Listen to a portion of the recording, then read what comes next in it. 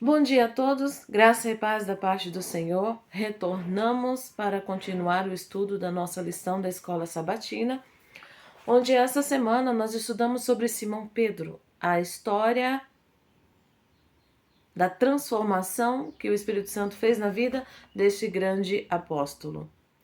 Hoje, o nosso tópico será confirmado no ministério. Então, durante essa semana nós estudamos alguns aspectos do caráter de Pedro, algumas situações que ele vivenciou. E se você não assistiu os vídeos anteriores, eu te convido a assistir para que você possa entender a sequência desse estudo. Hoje, no quinto tópico, nós estudaremos o tema confirmado no ministério. Eu já fiz a minha oração, espero que você também já tenha feito a sua. E a pergunta A e única divide-se em duas partes, a de hoje. Nós lemos assim: cite algumas das principais características do discipulado. Temos o texto de Colossenses 1, 10 e 11 e Colossenses 3, 12 a 14. Em Colossenses 1, 10 e 11, nós lemos assim: para que possais andar dignamente diante do Senhor, agradando-lhe em tudo, frutificando em toda boa obra e crescendo no conhecimento de Deus, corroborados em toda fortaleza, segundo a força da sua glória, em toda paciência e longanimidade com gozo. Então, nesses versos, nós já vimos que, primeiramente, o discípulo é um estudante da palavra de Deus. Vimos que ele frutifica em toda boa obra e cresce no conhecimento de Deus, certo?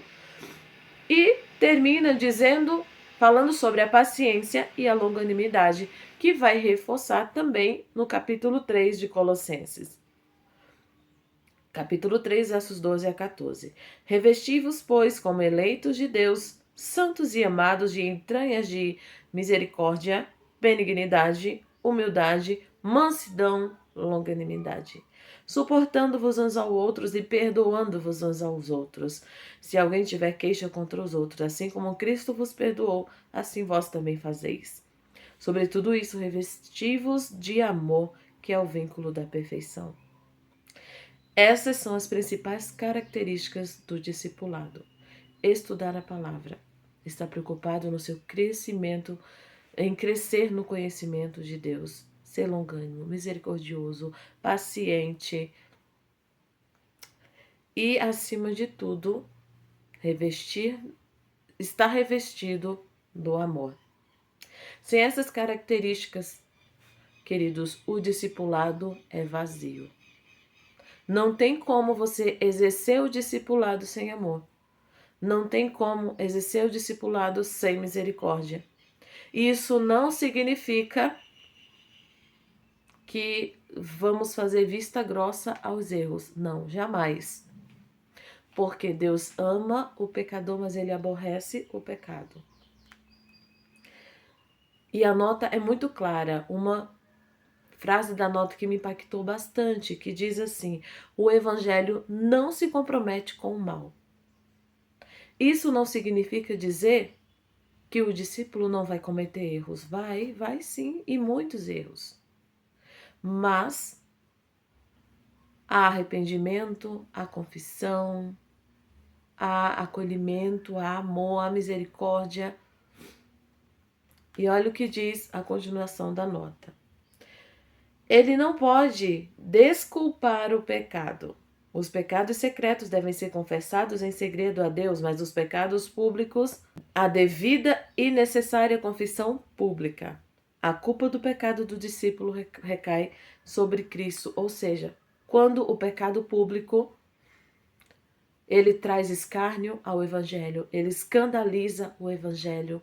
Então, assim como Pedro teve que dar o seu testemunho público de que realmente ele havia se arrependido, havia um comprometimento de seguir a Cristo, amar a Cristo, o discípulo ou servo de Cristo também deve fazer a mesma coisa. Se o pecado é secreto, é entre ele e Deus, que precisa haver a confissão e o abandono. mas se é público, para que o Evangelho de Cristo não seja motivo de escândalo. É necessário uma confissão pública. A maneira como o Salvador lidou com Pedro trazia uma lição tanto para ele quanto para os seus irmãos. Ensinava-os a tratar o transgressor com paciência, empatia e amor que perdoa. Embora Pedro tivesse negado o seu Senhor, o amor de Jesus que Jesus sentia por ele nunca enfraqueceu. Esse é o mesmo amor que o subpastor deve ter pelas ovelhas e cordeiros confiados aos seus cuidados. Lembrando-se da sua própria fraqueza e queda, Pedro deveria cuidar do rebanho com a mesma ternura com que Cristo o tratou. Esse é o outro aspecto importante do discipulado: o perdão, o acolhimento. Assim como Cristo havia tratado Pedro, Pedro agora poderia dizer por experiência própria. Ou melhor, ele poderia tratar os outros por experiência própria, porque Cristo o havia tratado com amor. E essa mensagem também se estende a nós. O que podemos aprender como modo como Cristo tratou Pedro? O que nós podemos aprender? Que Cristo o tratou com amor. E nós também devemos tratar os outros com amor e perdoar aqueles que erram. Que o Senhor nos abençoe, que a compreensão da sua verdade ache lugar em nossos corações, que possamos aprender a perdoar, que possamos aprender a sermos misericordiosos, amorosos e empáticos para com aqueles que erram. Que o Senhor nos abençoe para isso. Amém.